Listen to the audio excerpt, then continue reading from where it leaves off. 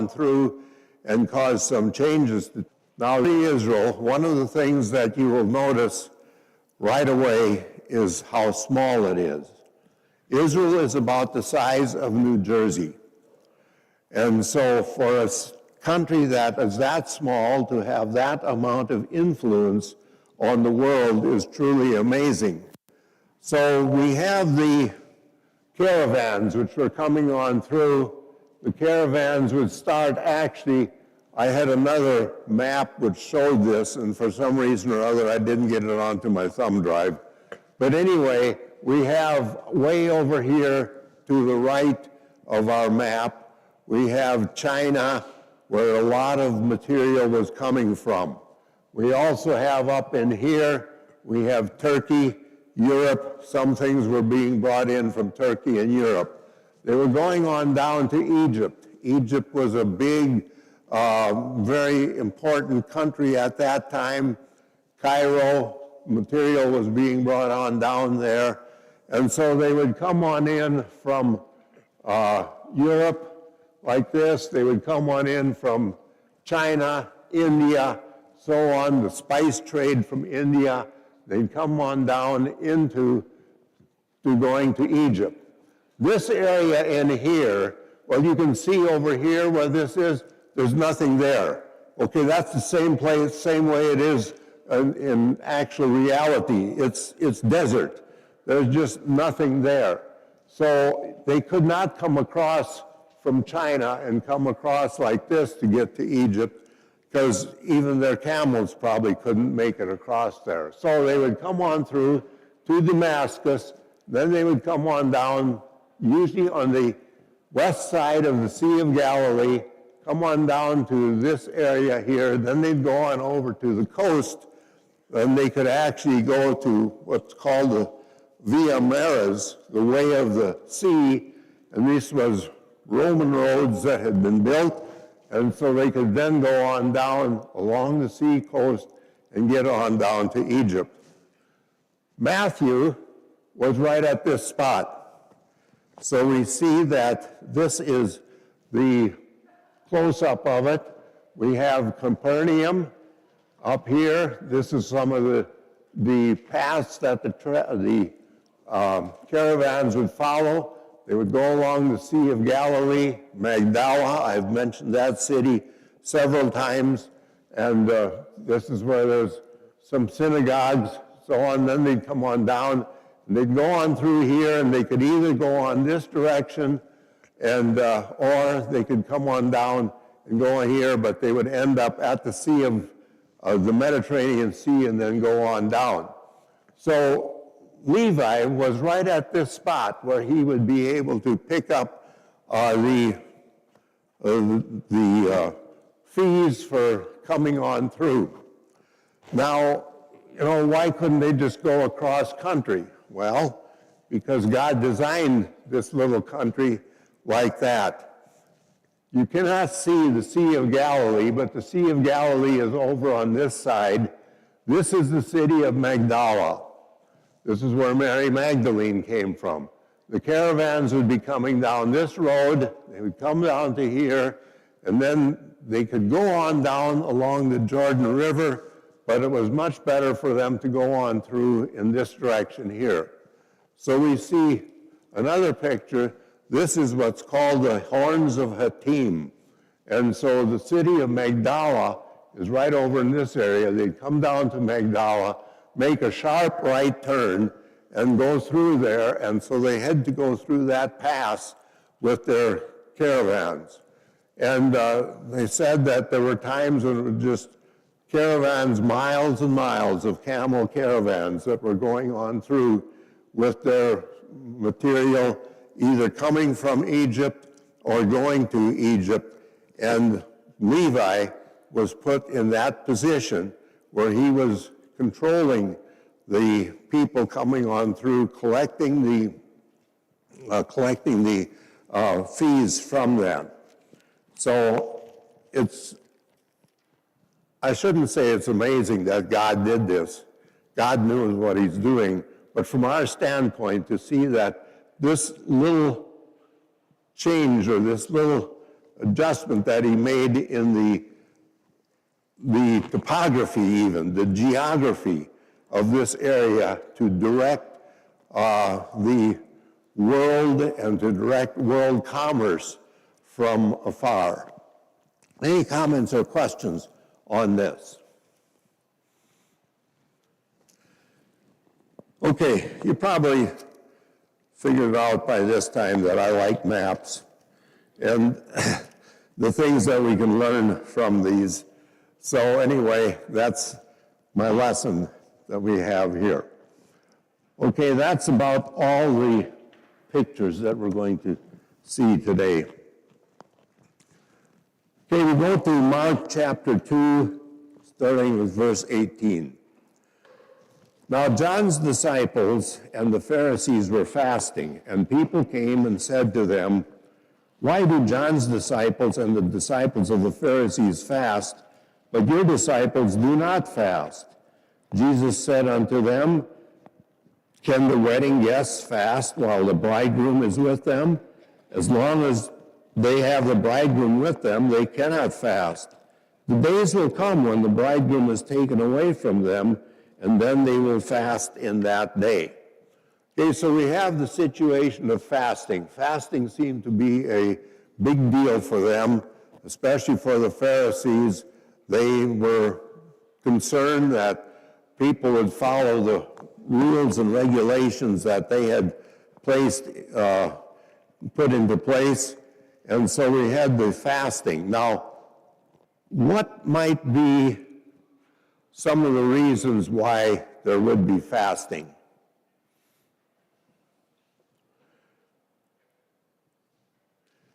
Yes, Michael. In the Old Testament, sometimes when there was impending calamity, like when Jonah went and preached, then people would put on sackcloth and ashes and they would fast. Okay, so we would have, when there was an impending problem, we had Jonah was asked to fast, and so we saw that there was fasting that was taking place for special occurrences. When Esther was in the situation where the Jews were to be killed, they were asked to fast and to pray that the Jewish nation would be saved from this. And so there was fasting that went on. Now, the Jewish fasting was not necessarily a total fasting all day long. They fasted from 6 a.m. to 6 p.m., or basically sun up to sundown. This is fasting.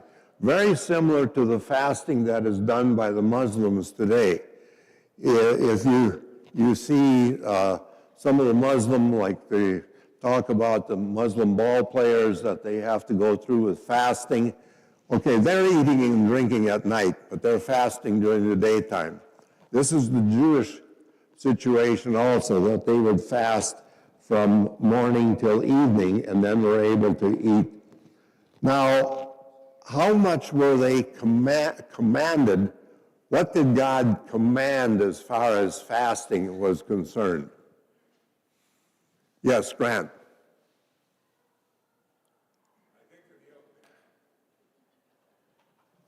think in the Old Testament, the only absolute mandated fast is the Day of Atonement.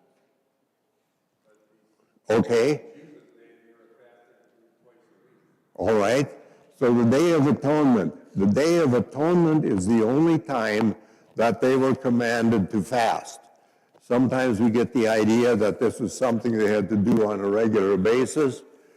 It says in Leviticus chapter 16, "And shall be a statute to you forever, that in the 7th month, on the 10th day of the month, you shall afflict yourself. It is a Sabbath of solemn rest to you, and you shall afflict yourself. It is a statute forever." The afflicting yourself was the refraining from eating. That was the fasting. So the only time that they were commanded to fast was on the Day of Atonement. But now the Pharisees, they wanted to one-up God on this, and so the Pharisees would fast 2 days a week on a normal situation. And not only did they fast 2 days a week, but they made sure that everybody knew that they were fasting. They would use various types of makeup, which made their face look rather haggard and sorrowful, and so on. This was not a cheerful thing that they were doing, but this was something that they were doing to show that they were really suffering for the Lord. And so they would fast 2 days a week. So this is just a little bit of background on the fasting. Yes, Flora.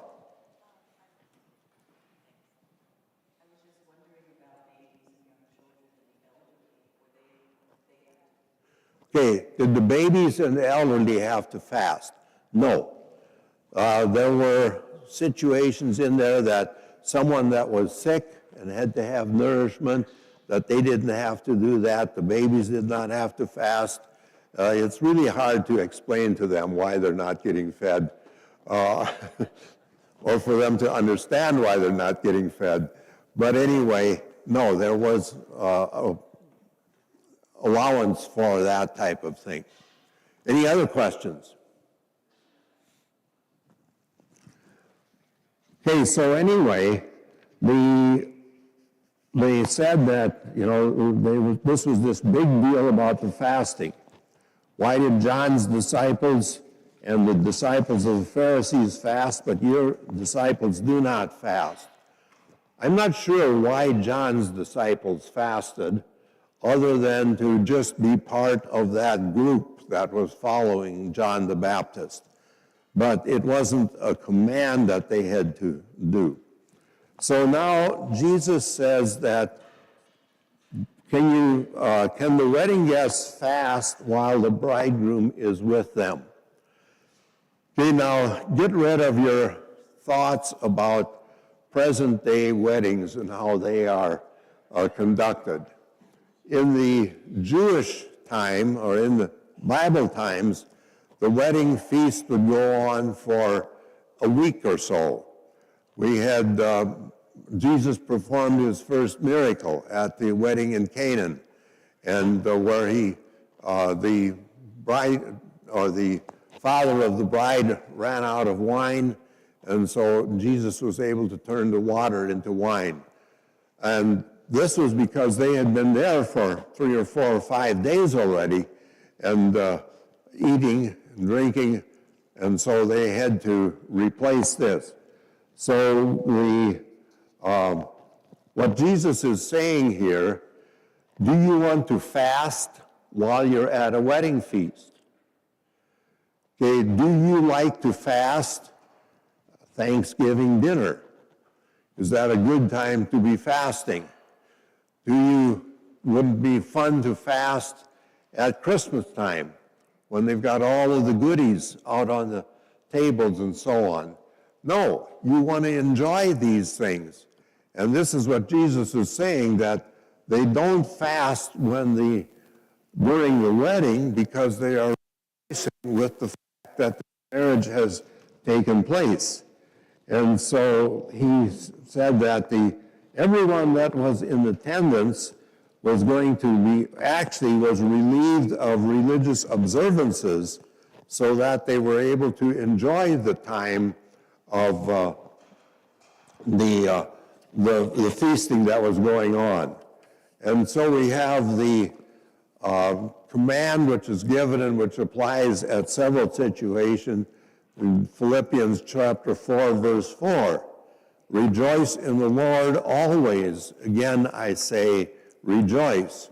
And so we should be able to rejoice with the children of God that are rejoicing over things. And so this is why Jesus is using this example. Okay, then we go on to another situation. No one sews a piece of unshrunk cloth on an old garment.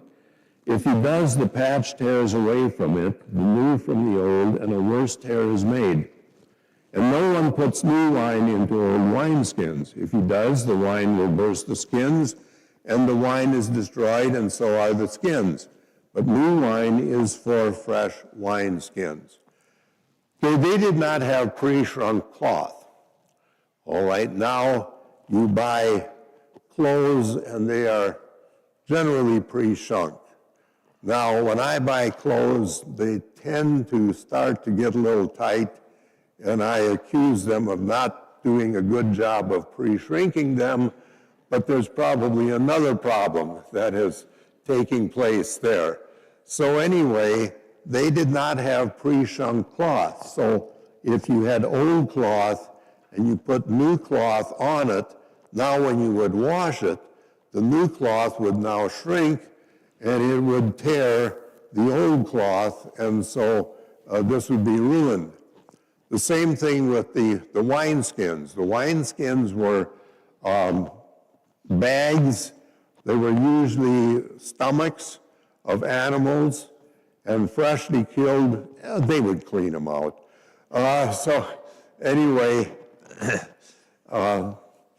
you can't appreciate this unless you've helped butcher and make sausage from out on the ranch. You strip out all of the stuff from the intestines to use for sausage. If you've done that, you understand what they had to do. So they had to clean this up, but the fresh wineskins were pliable. Now the wine is fermenting, and when it's fermenting, it's producing gas. It's producing carbon dioxide. And this carbon dioxide is going to take up more volume than the original material did, and so the wineskin is going to have to expand. And so this was a perfectly natural and normal. They have expanded as far as they're going to expand, and now you have the wine which is giving off these carbon dioxide gases. It's just going to burst the wineskins, and so you've ruined both the wineskins and the wine spills on out, and so you identify here, or what lesson is he trying to make with this particular example?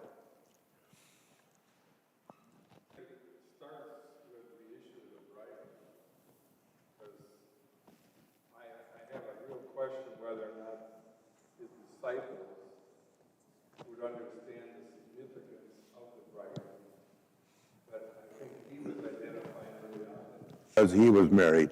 but that change is taking place, and what is old, the Old Testament, is very much worthwhile, but there's going to be a change coming in that whole process. Okay, all right. Any other things Michael has?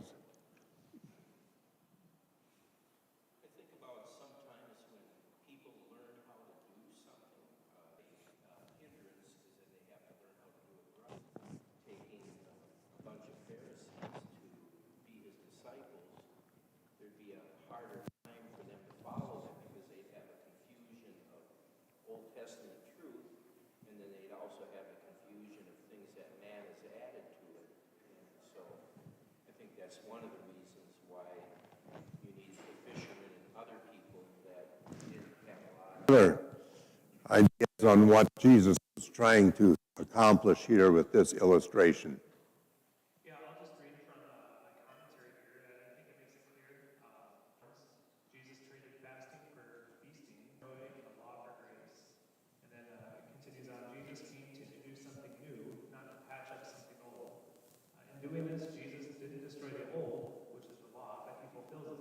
Just as an acorn is fulfilled when it grows into an oak tree, there is a sense in which the acorn is gone, but its purpose is fulfilled in greatness. Okay, so we have a couple of things here. One is that there were changes that were resist changing to new things. You know, I have embraced every computer thing that's come along. Anyway, so, but people have a tendency not to want to change and to do new things. Also, Christianity, which was coming in now, was different about their relationship with God. See, in Judaism, you were actually doing the things that were commanded for you to do Whereas in Christianity, you should be doing the things because you want to do them for God.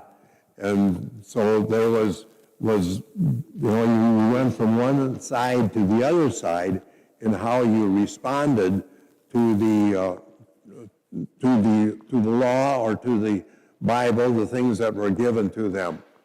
And so I think that this is what he is trying to say here, is that they need to, one, be willing to change, that there are going to be changes, and there's going to be a different way of thinking about things as far as their religion is concerned. Any other comments or questions on this? Okay, then we see that verse 23. One Sabbath he was going through the grain fields, and as they made their way, the disciples began to pluck heads of grain. And the Pharisees were saying to him, "Look, why are they doing what is not lawful on the Sabbath?" And he said to them, "Have you never read what David did when he was in need and was hungry, and he and those who were with him, how he entered the house of God in the time of Abiathar the high priest, and ate the bread of the presence, which is not lawful any but the priests to eat, and also gave it to those who were with him. And he said to them, the Sabbath was made for man, not man for the Sabbath. The Son of Man is Lord even of the Sabbath." Now, the Pharisees had added much to the law. So you had the law, the Ten Commandments which were given to Moses, and then they had gone from there and they had added a lot of things, and especially a lot of things about the Sabbath. Some of the things that they had added as far as the Sabbath was concerned, you were not to do any cooking, which meant that you could not light a fire, you could not turn on a gas burner, you could not turn on the electricity. Well, let's see, they probably didn't have electricity. Thomas Edison hadn't been around yet. But anyway, they couldn't do any cooking. They could not do any writing, which meant that you didn't even pick up a pen. If you picked up a pen, that meant that you might be starting to write, and you could not doodle. You could not have your children draw pictures of somebody in church while you're trying to keep them quiet during the sermon. There was no burning, and this is one of the things that some of you have heard of Dennis Prager. Dennis Prager, a very conservative Jewish individual who is a cigar aficionado, never smokes on the Sabbath, because if he'd smoke on the Sabbath, he would have to burn something, and that is against his religion. They were also, you could not carry anything. You couldn't, if you were going to have something carried to the table, you did this Friday night before Shabbat started, and you had everything set up so that on Shabbat you would not have to carry anything. You could not do any agricultural practices, even such as putting flowers into a vase of water. That was against the rules because this was a floral practice or an agricultural practice, except that if your ox was in the ditch, you could get it out. If the ox was in danger of dying from the position that it was in, then you could go ahead and help that ox to get out. But otherwise, there were no agricultural practices. There was no garment production. You could not do any sewing. You did not sew any buttons on that had come off or anything like that. You couldn't do any of that. There was also no parchment preparation. You could not prepare a parchment even for reading or anything like that. It had to be there. It had to be ready so you could read it without opening it up. They even, and this is not in the days of Jesus, but this is in the days of the strict Jewish individuals now will carry out many of these practices. Many of the Jews have, there's a distance that you can walk on the Sabbath. And I don't remember exactly. But the Jews, the devout Jews, will have, if they live in the country, will have an apartment in town that's close enough to the temple so they can walk to the temple without going over this limit that they are supposed, that they can't go over. And so you'll see them on Friday evening. They start moving their things into their apartment and staying there, and then they stay there until after dark on Saturday when they can go back to their regular homes. They even have rules and regulations on how you handle toilet paper. You cannot tear the toilet paper along the little markings there for some reason or other. That is preparing a parchment. And so you can't do that. And so they had a lot of different,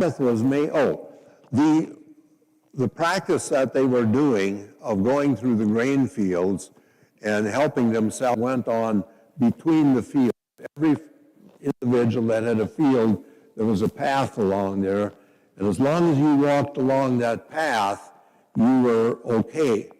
Now, when you walked along the path, if you were hungry, there was nothing that says you couldn't reach on over and grab a little bit of wheat and grind it out in your hand and then eat it. This was perfectly legal as long as you didn't step into the field. You could not step into the field, but you could help yourself to things that hung over there. Now, on the Sabbath, you weren't even supposed to do that because rubbing the husks off was preparing the food, and that was supposed to have been done on Friday night already. So what Jesus is saying here is that what they were doing was fine every day, but since they were doing this on the Sabbath, this is what the Pharisees were objecting. So what is Jesus trying to give to them in this particular illustration of the disciples going along the field and helping, that they did not go into the fields? What lesson was he trying to give to the Pharisees? Okay, what is Christianity? Now, I know that this is a broad question, but what is Christianity? Just what are some things that you think of as far as Christianity is concerned? What identifies you as a Christian as opposed to someone who is not a Christian?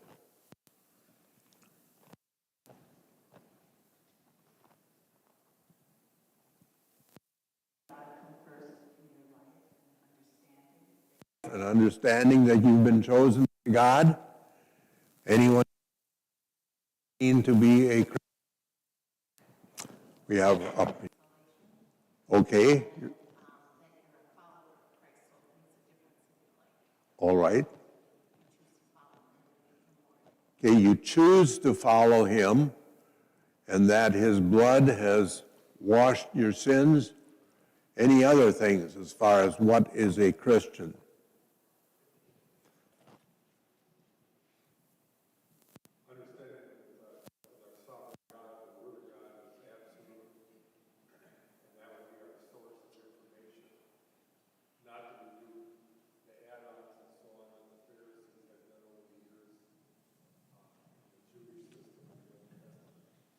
Okay?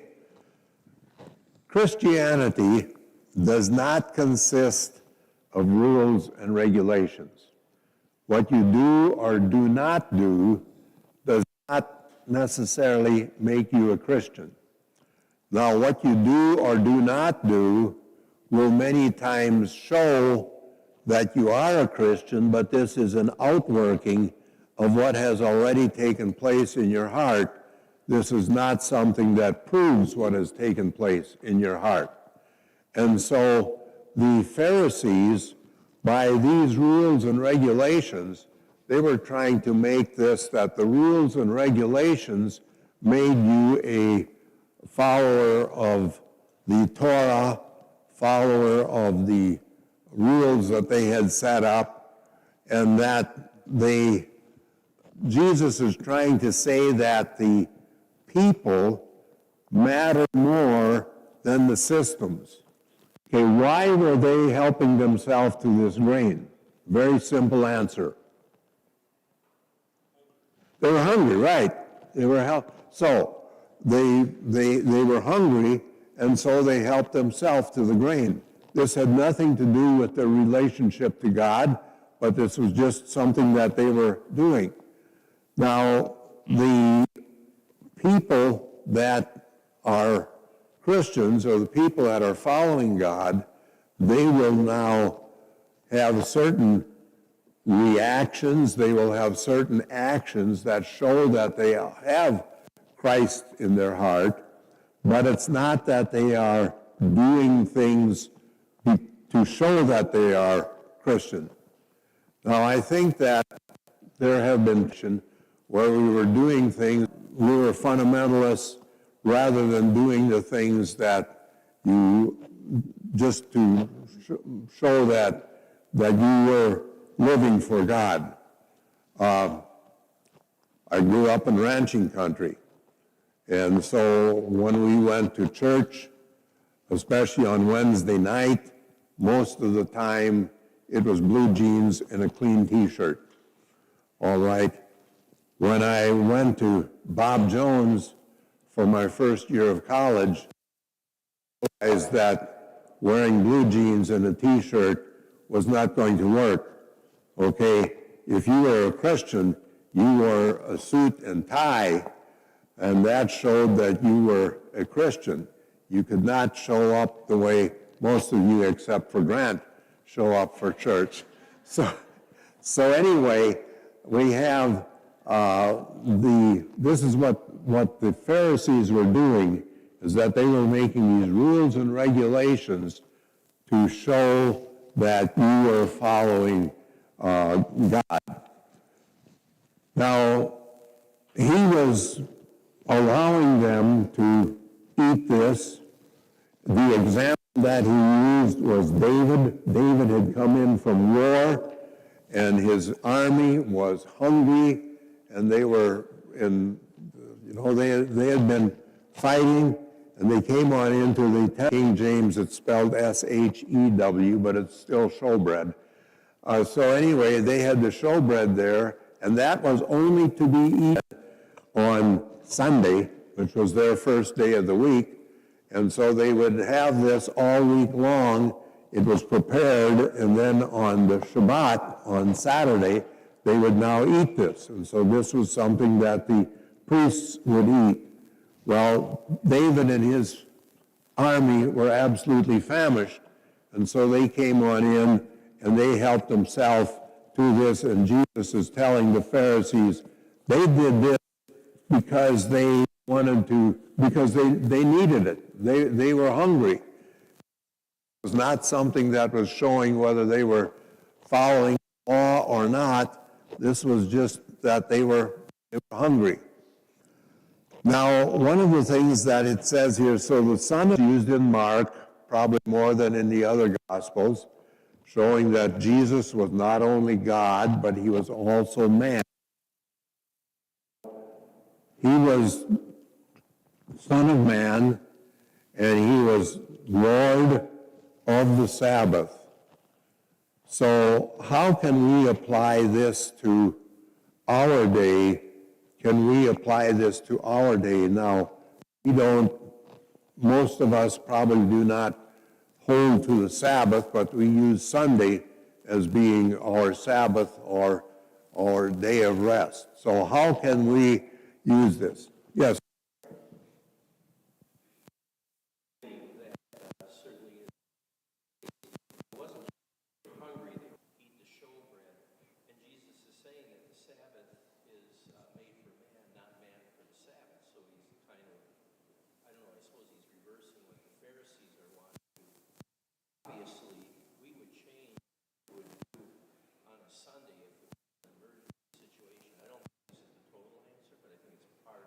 Okay, all right.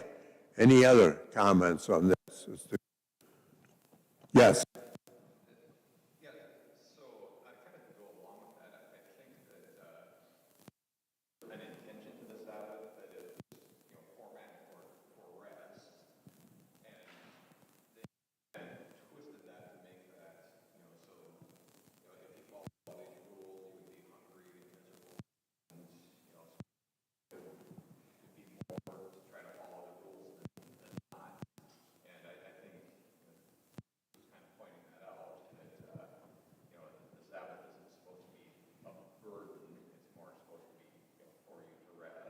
Okay.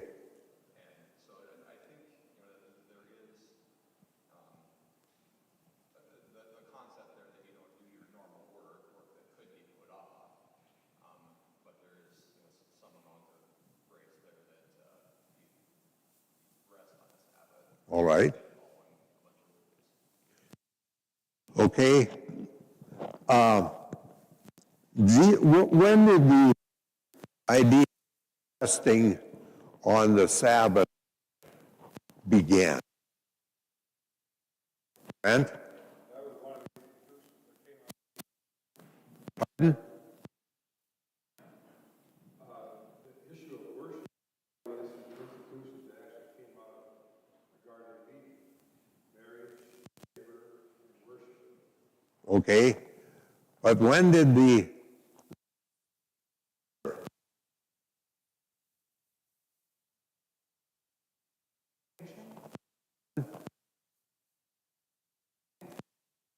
Okay, at creation, worked and he rested on the Sabbath. Started there. However, this was not made a part of the normal religious act until the Jews were then told to have this day of rest. Now, Jesus or God rested on the seventh day because of the work that he had done. I don't know if he just kind of expected other people to pick up, or people as they populated the earth to pick up this, but it wasn't until the Jewish nation was formed that this was made as an official time out of seven. We had a family that moved to our community. They had been living in Russia during the time while we escaped from Russia during World War II, and then came over to the father had been conscripted by the, so he was part of the Russian army, and the Russians, that they did not like the day of rest, the seventh day of rest. So they every 10th, you had it, they went to a 10-week or a 10-day week, and you rested on the 10th day. Said that the men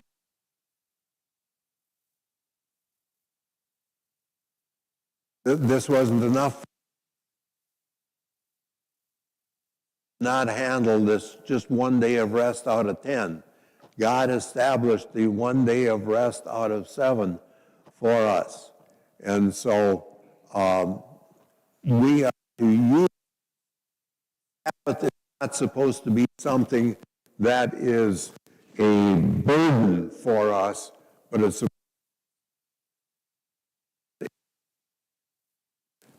and so the Sabbath is created to be a blessing to man, not something that you can't enjoy. That was also tried at the time of the French Revolution, and it didn't work there either.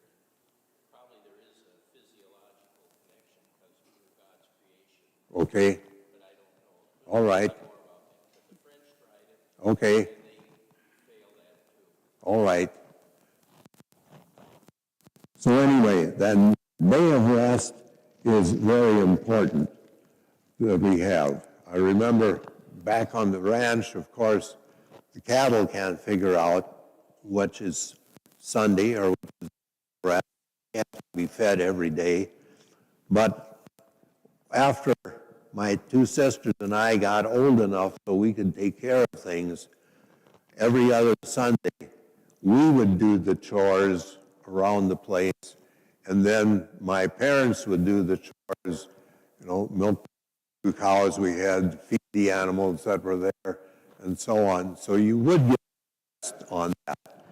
Yes.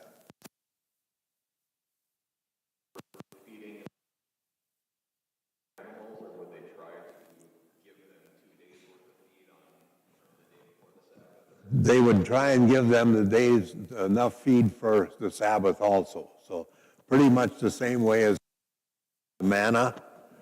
On the Friday, they would gather helpings of manna, so they would have manna for the Shabbat. Yes.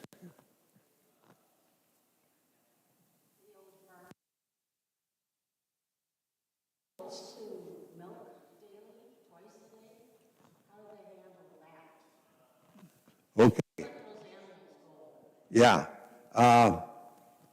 They probably didn't have cows, and they probably allowed for the young, some of that type of thing. So calves would feed themselves, and so I'm not sure. I can't answer that very well. Okay, we have chapter 3, and we will get started on that next Sunday. So thank you, everyone, and you are dismissed.